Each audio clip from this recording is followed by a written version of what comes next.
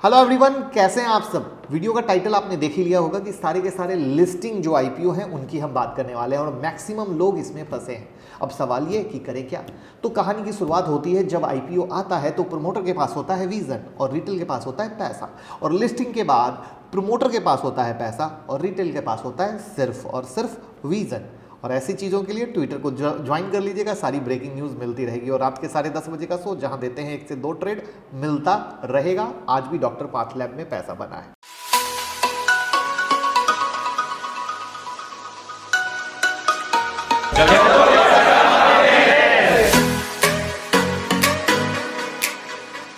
अब जैसे कि अगर एक रफ मान के चले मोटा मोटा, तो मुझे ऐसा लगता है कि 30 कंपनी के आसपास लिस्टिंग हुई है और 30 कंपनी में अगर आज की डेट में उस लिस्टिंग की बात करें तो 5 कंपनी प्रॉफिट में खड़ी है और मैक्सिमम में लोग फंसे हुए हैं। राइट। अब क्यों फंस गए? क्योंकि मैक्सिमम में लिस्टिंग तो मिलती नहीं है और बम्पर लिस्टिंग को देख रिटेल सोचते हैं कि ट्रेन निकल जाएगी, ऊपर में लेते हैं और ऊपर में चढ़कर फिर फाइनली फंस जाते हैं। आपको लिस्टिंग इनके बहुत सारे स्टॉक भी आपको यहाँ पर दिख रहे होंगे। तो शायद रिटेल वालों को ये पता नहीं कि बुल मार्केट में फंड रेजिंग सबसे आसान होती है, लेकिन कहते हैं अति सर्वत्र वर्जते। वैसा ही कुछ हुआ आईपीओ में, जब बम्पर सब्सक्रिप्शन के बाद भी इजी ट्रिप, अनुपम रासायन ने धोखा दिया और उसके बाद लाइन लग गई। चाहे कल्याण ज्वेलर्स हो, सूर्योदय स्मॉल फाइनेंस हो, क्राफ्टमैन हो, सब निगेटिव। आपको जो लिस्ट मैं यहाँ पे दिखाया हूँ उसके बारे में भी हम चर्चा करेंगे, जो आपको स्क्रीन पे दिख रही है। उसके अलावा भी बहुत सारे आईपीओ लिस्टिंग के बाद रिटेल वाले को फंसा लिए, जैसे कि एंटनी वेस्ट और न जाने क्या क्या क्या। अब जिन्होंने भी रिटर्न दिया, मतलब जो कुछ एक रिटर्न दिया, उनका बहुत क्लियर लॉजिक है कि वो अपने फील्ड का जो मार्केट शेयर है वहां पर उनकी पकड़ है, जबकि जो दूसरे गिर रहे हैं उनका रीजन ऐसा है कि वैसा ही काम करने वाले दूसरे भी लोग हैं और वहां पर उनका मार्केट शेयर बहुत कम है। तो जिसका मार्केट शेयर है वो आगे है, जिसका मार्केट शेयर कम है वो पीछे खड़ा है। लिस्टिंग के समय सिर्फ गर्म होता है माहौल, बाकी कहानी फेल। तो आपने ध्यान दिया हो, जब भी किसी कंपनी के एनालिसिस मैं करता हूं वहां पर कंपनी के मार्केट शेयर के बारे में कितना है ज़रूर हाईलाइट करता हूं और साथ में ये हाईलाइट करता हूं कि जब ये अपने मार्केट फील्ड में इतने अच्छे शेयर के साथ हैं तो हमेशा आपको बेहतरीन रिटर्न देंगे। साथ में हमेशा याद रखें, जैकपॉट 100 में 1 या 2 स्टॉक में लगता है, हर समय हर जगह जैकपॉट नहीं लगता। और इसलिए रिक्वेस्ट है कि जो आईपीओ स्टॉक जिसमें आप फंसे हुए हैं, ये जान लीजिए कि सिर्फ सस्ता है ये सोचकर मत लें, उसमें कुछ एक्शन होने दीजिए। उसके क्वार्टर रिजल्ट भी अब आगे आएंगे, उसके परफॉर्मेंस को देखिए, तब आप समझ पाएंगे। और अगर आप इन्वेस्टर हैं तो फिर ये रोज की स्क्रीन देखकर झंझट मत पालिए, वरना सिर्फ आपको तकलीफ होने वाली है। और साथ में आगे भी आईपीओ जब आए तो इस तरह की चढ़ के लेने की गलती मत कीजिएगा। अब यहाँ पर देखिए, जो मैंने कुछ एक के नाम आपके साथ लिए, जैसे बर्गर किंग, आपको पता है कि 156 टाइम सब्सक्रिप्शन हुआ, Happiest Minds 150 time, IndiGo 117, Mrs Bector 198, MTR technology 200 times, Route Mobile 73, Rossari biotech 79, Chemcon speciality 149, Nureca 39 और हेरम्बा इंडस्ट्री 83। जहाँ पे अगर आप पाओगे तो सिर्फ हैप्पीएस्ट माइंड, रूट मोबाइल और रोजरी बायोटेक को मोटा मोटा आप पाओगे मुनाफे में, अच्छे खासे मुनाफे में, लेकिन उसके बाद बाकी की सारी कहानी सिर्फ दुख दर्द देने वाली है। इसको बेहतर तरीके से और समझते हैं।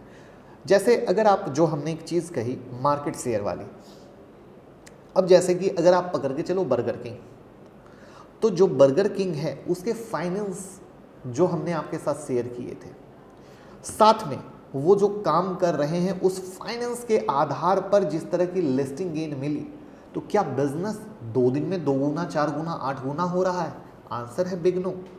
ये है सबसे मार्केबल पॉइंट। वहीं पे आते हैं हैप्पीएस्ट माइंड पे।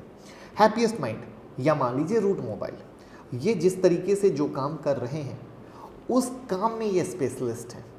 अब कहेंगे ये तो आईटी का है, आईटी है, सब सही है, इन्फोसिस भी तो वहाँ पे है, टीसीएस भी तो वहाँ पे है, आप कहेंगे, लेकिन जो ये डिजिटल थीम पकड़ के चल रहे हैं वहाँ पर ये बॉस उनसे आगे हैं।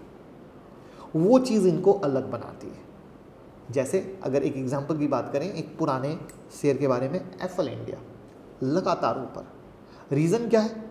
रीज़न ये है कि वो एक जिस सेगमेंट में काम कर रहे हैं उस सेगमेंट में उनको पकड़ने वाला कोई नहीं है, उस सेगमेंट में वो सबसे आगे है।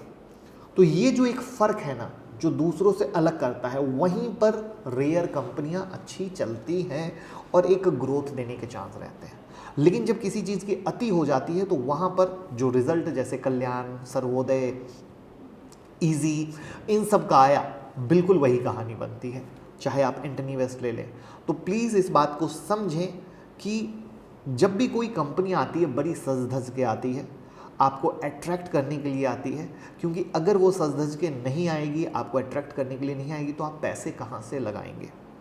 और अगर आपने पैसे लगा भी दिए और कोई कंपनी बम्पर रिटर्न दे रही है, तो अब बम्पर रिटर्न देने के बाद तुरंत ही तो उसके जैकपॉट नहीं लगने वाले, तुरंत ही उसकी लॉटरी नहीं लगने वाली कि जो वो रेवेन्यू अगर मान लीजिए 200 करोड़ कमा रही है, तो 4 दिन के बाद 400 करोड़ और 8 दिन के बाद 800 करोड़ तो होना नहीं है। ये जो एक प्रैक्टिकल फैक्ट है, इसको जितना जल्दी आप एक्सेप्ट कर लेंगे, जितना जल्दी प्रैक्टिकल लेवल पे समझ लेंगे, तो कभी भी आप फंसेंगे नहीं।